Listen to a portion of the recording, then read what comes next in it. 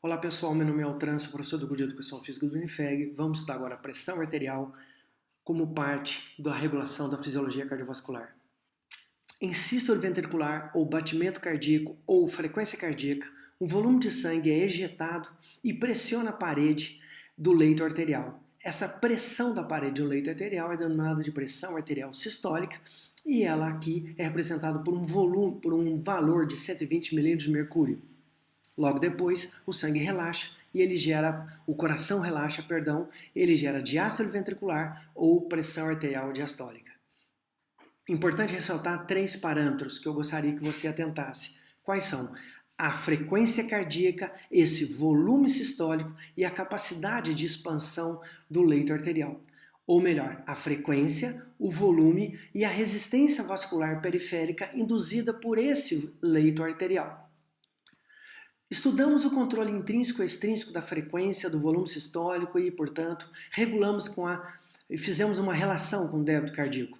Acabamos de perceber que esse mesmo débito também relaciona com pressão arterial. Sendo assim, iremos estudar agora os controles intrínseco e extrínseco da circulação sanguínea e microcirculação. A circulação é controlada intrinsecamente e extrinsecamente. O controle extrínseco é dado pelo sistema nervoso autônomo simpático, que ao ser ativado gera uma descarga maciça simpática, onde, entre outros efeitos fisiológicos, nós temos a redistribuição de fluxo para as áreas inativas e ativas. No caso das áreas inativas, ocorrerá uma vasoconstrição mediada pela noradrenalina via inervação simpática, que atua nos receptores alfa e reduz o fluxo sanguíneo para as áreas inativas. Porém, para as áreas ativas, a adrenalina via medula da suprarrenal atua nos receptores beta, promovendo vasodilatação, aumentando o fluxo sanguíneo para essas áreas ativas. O controle intrínseco é dado por 3 hipóteses. A hipótese miogênica ela nos fala que, se caso aumenta o fluxo sanguíneo arteriolar, aumentaria a pressão de perfusão, aumenta a distensão arteriolar e também o fluxo de cálcio para as fibras musculares que compõem a tônica muscular. Isso acarretaria uma vasoconstrição da arteríola. Vale ressaltar que isso é efetivo nas áreas inativas que acabamos de ver.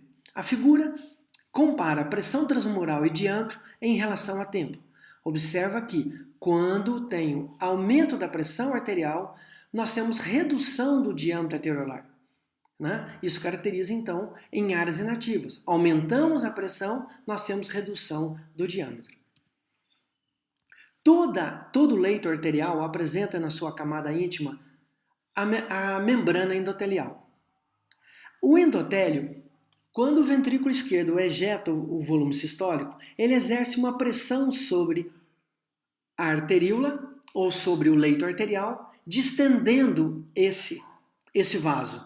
Essa distensão é denominada de cisalhamento ou shear stress, que nesse caso, quando ocorre, ativa uma enzima chamada oxonitrosintetase, que transforma a arginina em citrulina e o resultado é a produção de óxido nítrico, que difunde para a camada muscular da arteríola, reduz a concentração de cálcio, promovendo vasodilatação.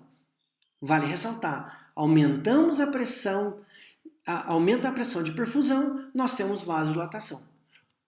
A figura mostra ou compara o diâmetro de 2 vasos, um sem endotélio e outro com endotélio intacto, em relação à pressão. Observa-se que, com o aumento da pressão, o vaso que não tem endotélio não perde a capacidade em vasodilatar, enquanto que aquele que tem endotélio vasodilata. Aumentando a pressão, nós temos uma vasodilatação. Com o aumento do metabolismo, haverá alterações em algumas substâncias, como, por exemplo, queda da pressão de O2, mas elevação da lactacidemia, pressão de CO2 e hidrogênio e temperatura. Esses parâmetros são parâmetros que estarão atuando sobre a arteríola, induzindo vasodilatação. Vale ressaltar que o metabolismo é aumentado em áreas ativas. A figura vai mostrar muito bem a comparação entre o controle intrínseco e extrínseco, áreas ativas e inativas, vasoconstrição e vasodilatação ou resistência vascular periférica. Nas áreas inativas, nós temos vasoconstrição. Ela é modulada pelo simpático alfa-noradrenérgico e também pela hipótese miogênica. Em compensação, na área ativa, nós temos vasodilatação, ou melhor, aumento do fluxo sanguíneo para que hajam trocas nessas áreas, visto que o metabolismo está aumentado. E essa vasodilatação ela é modulada pelo simpático beta-adrenérgico e pelas hipóteses endotelial e metabólica. Essa elevação do fluxo sanguíneo e vasodilatação para as áreas ativas vai promover uma maior troca. E para que a gente possa entender essas trocas entre capilares e tecidos, nós vamos estudar agora a microcirculação. Essa microcirculação é regida por 4 pressões.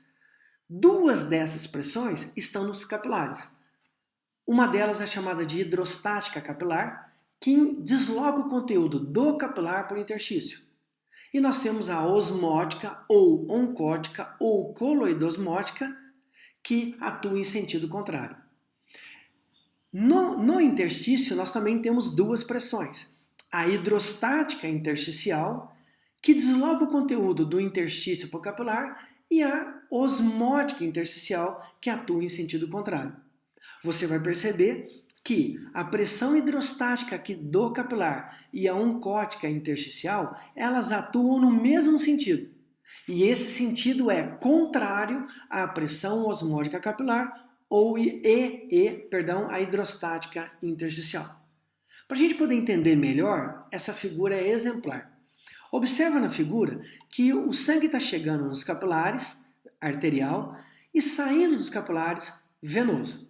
Mas no começo dos capilares, observa que efetivamente nós vamos ter um processo chamado filtração. O que é filtração? É quando o conteúdo do sangue ele é difundido por interstício do interstício para a célula. Quem são essas substâncias que vão fazer essa difusão?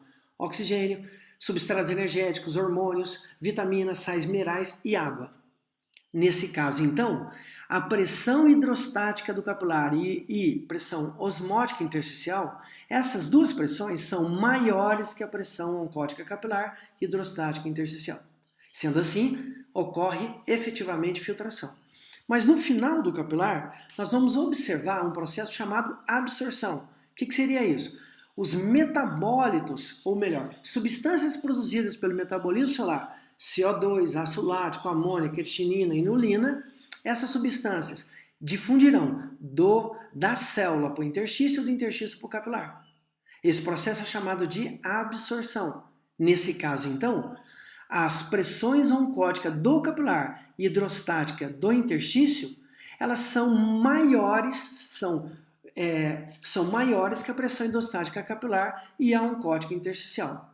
Bom, espero que você tenha gostado. Se não entendeu, volta o vídeo e espero que você faça um bom estudo para entender agora o próximo, que é sobre pressões arteriais, controle em hiper e hipotensão. Obrigado.